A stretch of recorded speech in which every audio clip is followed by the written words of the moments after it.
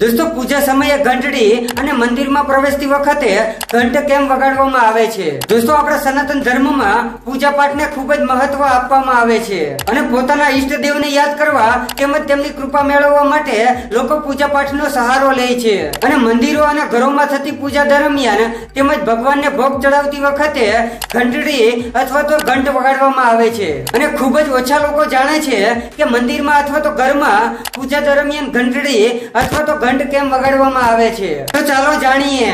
પણ તે પહેલા આ વિડીયોને લાઈક કરી દીજો, અમારી ચેનલમાં નવો હોય તો તેને સબસ્ક્રાઇબ કરી દીજો અને કમેન્ટમાં જય માતાજી લખી દેજો. દોસ્તો આપણા સનાતન ધર્મમાં ઘંટડી અને ઘંટ વગાડવાનું વિશેષ મહત્વ છે અને શાસ્ત્રમાં પણ ઘંટડી અને ઘંટ વગાડવાના અનેક ફાયદાઓ જણાવવામાં આવ્યા છે.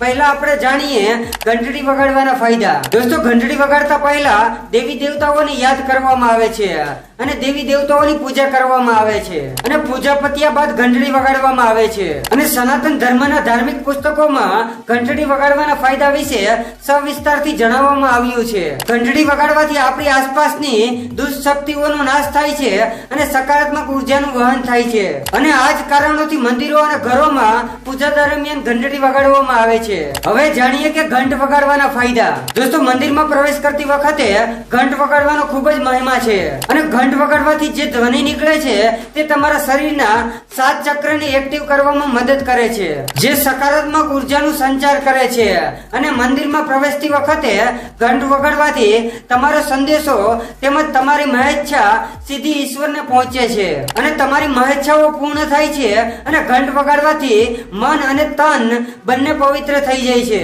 અને આ જ કારણોસર મંદિરમાં પ્રવેશ કરતી વખતે ઘંટ અને પૂજા સમયે ઘંટડી વગાડવાની પરંપરા છે અને ઈશ્વરની સામે પોતાની મનોકામના અને હાજરી રજૂ કરવા માટે હિન્દુ ધર્મમાં ઘંટ અથવા તો ઘંટડી વગાડવાની પરંપરા છે. આથી ઘંટ અને ઘંટડીનું હિન્દુ ધર્મમાં અનન્ય મહત્વ ગણવામાં આવે છે. જય માતાજી.